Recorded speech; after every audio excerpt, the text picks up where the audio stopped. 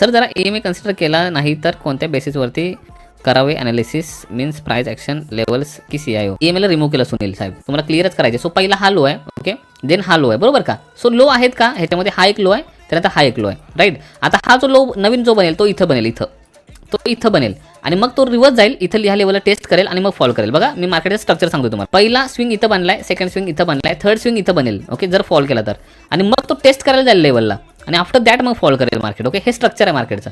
आता आपण जो बघतोय ते लोअर लोचं स्ट्रक्चर बघतोय निफ्टीमध्ये आणि विदाउट EMAचा क्वेश्चन आहे, विदाउट EMA कसं करायचं. सो डेफिनेटली ही गोष्ट आहे, ह्याच्यामध्ये काहीच प्रॉब्लेम नाही. ओके, तुम्ही ट्रेंड लाईन मार्क करू शकता. ट्रेंड लाईन मार्क नाही केली तरी चालेल. पुढची पण गोष्ट सांगतो तुम्हाला. ओके, सो तुम्हाला काय करायचे, लेवल्स मार्क करून घ्यायचे. कुठल्या कुठले लेवल मार्क करायचे जेव्हा पण मार्केट खाली चाललंय. सो स्विंग्स मार्क करायचे. हा वाला आहे, हा वाला आहे, आफ्टर दॅट हा वाला आहे. सो हे जे स्विंग्स आहेत, हा फक्त जो स्विंग आहे प्रिव्हियस वाला स्विंग तो ब्रेक नाही झाला पाहिजे. प्रिव्हियस कॅन्डलचा हाय ब्रेक झाला तरी चालेल, पण प्रिव्हियस स्विंग ब्रेक नाही झाला पाहिजे.